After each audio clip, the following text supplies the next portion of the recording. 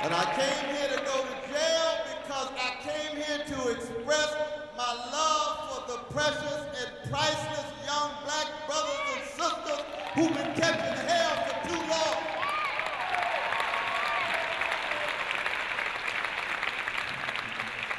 I am who I am because somebody loved me and cared for me and attended to me, and they stood next to me when my back was pushed against the wall, and we from the old school got to do exactly the same thing in 2014 in Ferguson and St. Louis, but not just in Missouri. I'm talking about Los Angeles too. I'm talking about New York. I'm talking about Philadelphia. I'm talking about Miami. It's across the board. And why is it so? Because it's a painful thing to see the young brothers and sisters wrestling with the wounds and bruises and scars and knowing that now that they have decided to collectively straighten their backs up. And anytime you straighten your back up, you're going somewhere because folk can't ride your back unless it's bent. And the challenge is going to be, can we create some kind of coming together of the old school and the new school, of the older generation and the newer generation? The younger generation has felt so disrespected and dishonored for so long. And one of the reasons that is so is because the larger system has been viciously coming at them. It's a vicious legacy of white supremacy.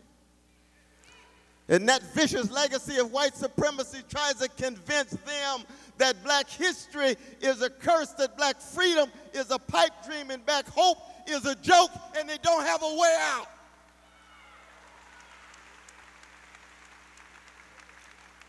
Now, there was an artistic genius from the chocolate side of St. Louis named Donny Hathaway. And he raised a question with a genius from North Carolina called Roberta Flack. Where is the love? And we want to tell the young folk, there's always a slice of the younger generation that will stand beside you, that will make sure that your voices are heard and, in fact, be there when you're going under. But at the same time, you got to recognize that every generation of black folk caught hell. 400 years of being terrorized, 400 years of being traumatized, 400 years of being stigmatized. And you're going to need some wind at your back. You can't do it by yourself. In fact, to be very honest about you, when I talk about old school and I talk about the music, and I see my young brothers and sisters, I say, my God, if all you had to go on was just the music created in the last 5 years, you're going to have some problems. Because you need a music that's deep enough. You need that thick stuff that can sustain you in the face of catastrophe, when you go to jail, when your mama and daddy dies, and you still straighten your back up and be able to stand like Sly Stone when he said, stand, you've been sitting much too long. There's a permanent crease in your right and wrong. Stand, there's a cross for you to bear, things to go through if you going anywhere. And that is 44 years ago. That the black freedom movement is not in any way a brand or a commercial or an advertisement or a fleeting moment. It's a long history. It's a caravan of love, as the Isley brothers put it. It's love supreme of John Coltrane. And the young folk have to first love themselves, respect themselves, and in such a way that you can organize and mobilize and then coalesce with those who are willing to jump on your love train too. And that's not a one-day affair. This is not just about justice. Any justice that's only justice soon degenerates into something less than justice. Justice is rescued only by something deeper than justice, and that's the love. And that's why I'm here, because I love the young folk, and I'm willing to try to make sure that their voices are heard, and I'll go to jail as long as it takes. But the problem is going to be, how do we create the kind of dialogue where we really learn how to listen? This is the challenge. The older generation has been too well adjusted to injustice to listen to the younger generation. The older generation has been too obsessed with being successful rather than being faithful to a cause that would zero in on the plight of poor and working people, poor and working children. And you end up with not just one, not just two, 3 generations criminalized, and that is a crime against humanity, and we haven't really addressed it until the young folk had the courage to straighten their backs up in Ferguson and now the south side of St. Louis too. But it's been happening all across the country, and thank God the awakening is setting in. And anytime the awakening sets in, it gets a little messy, you know. I'm from the funk tradition. It gets a little funky. Yeah, that blood at the bottom of that cross is funky. You got to get all the way in it to know what the love is really all about. And that love is subversive. I was blessed to write a song with a genius named Bootsy Collins. And he wrote a song called When Love is a Threat. You can't hear me? Oh, it's muffled. Oh, Lord, I'm going to start all over again, my sister. Lord, have mercy. Y'all didn't hear a word I was saying? No, I'm going to speak more slowly for my sister. I was talking about how do we ensure that we love the young folk enough that we can heal their wounds and their scars and their bruises, but do it in such a way that we respect them, do it in such a way that we correct them, and do it in such a way that they speak back to us with dignity, because we got some shortcomings, we got some failures too. That's the coming together. That's what's necessary, because we are in an Ella Baker moment. You know what an Ella Baker moment is? Y'all know who Ella Baker was? One of the great freedom fighters of the 20th century. She was executive director for Brother Martin, SCLC. Then she shifted to executive director of SNCC with Stokely Carmichael and Diane Nash and a whole host of others. Why? Not only because she had the deep love, not only because she was jazz-like, she was moving and grooving from one generation to the next, but kept a focus on those in the 25th chapter of Matthew. It talked about as the least of these. But she was willing to tell the truth. We live in a society in which 1% of the population owns 42% of the wealth. And it's increasing every day. Is that right, Brother Montague? 1%, 42% of the wealth. Nearly 40% of black children living in poverty in this nation. That's a crime against humanity. It's 39% of brown. It's 38% of red. And let us never forget our indigenous brothers and sisters. They don't have to be in the room for us to be sensitive to their suffering. It's 22% of all children, and all children are precious, no matter what color. But in America, you have to begin on the chocolate side, because that is the side that is usually abandoned and neglected.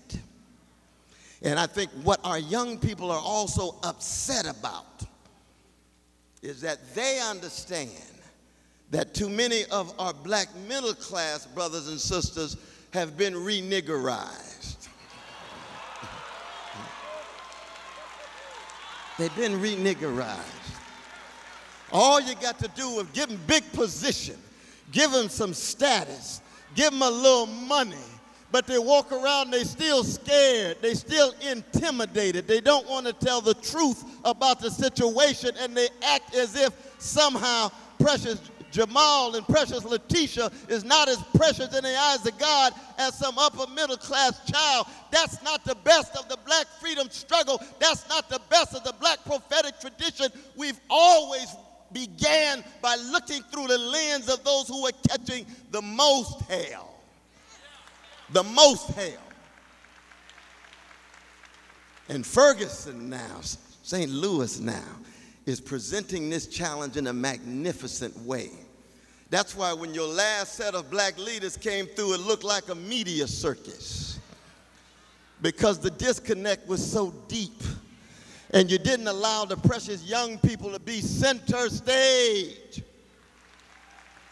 That's why I told them, I said, y'all take all the minutes you want. I came here to go to jail. Take my minutes. No, say something anyway. Okay, I'll say something. But I'd rather speak louder with love on the ground. I want to connect organically with the youth in their efforts to bring critique to bear. Everybody knows if you shoot somebody down, you're supposed to be arrested. That's a fundamental fact. That's just fundamental. And if people are upset about it, who do you think we are? We're human beings like anybody else. And you're supposed to have a trial. I believe in fair trials, if it's possible. But I believe in fair trials. And then you got conviction. Somebody's got to be accountable. Somebody's got to be answerable. Somebody's got to be responsible. But you know and I know that we live in a society with a criminal justice system in which you got torturers who walk off free. You got wiretappers who walk off free. You got Wall Street executives who commit all kind of crimes, and they sip tea at the White House. But let Jamal and Letitia get caught with a crack bag, and they right off to the new Jim Crow, right off to the prison industrial complex. That's a crime against humanity too. And we have to be willing to speak that, but speak it in love, because you see, you do reap what you sow. I see my dear brother Akbar Muhammad there, right next to my dear brother Saki. You say hello to Minister Louis Farrakhan for me. Brother Minister Louis Farrakhan used to say over and over again, I love that brother. We may not agree on everything, but I love his love for chocolate folk that spills over. Oh, yes. And he would say over and over again, you reap what you sow. Sooner or later, you're going to have to deal with the blowback of your neglect and your abandon. And when it comes, it's going to be rage. It's going to be rage. And the question is not whether you can stop the rage. The question for us is going to be, in the legacy of John Coltrane and Nina Simone and Martin Luther King Jr., how do you somehow channel that rage into love and justice rather than hatred or revenge? Because that hatred and revenge will bring down the curtain on America. Believe me. And what we're seeing tonight is just a small microcosm. I've taught in prisons for 37 years. Just finished my class in Rahway, New Jersey.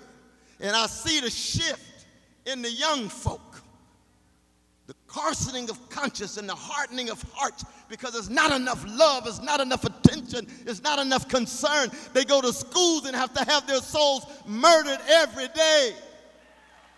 Every day. And we know in America, rich kids get taught and poor kids get tested. It's soul murder.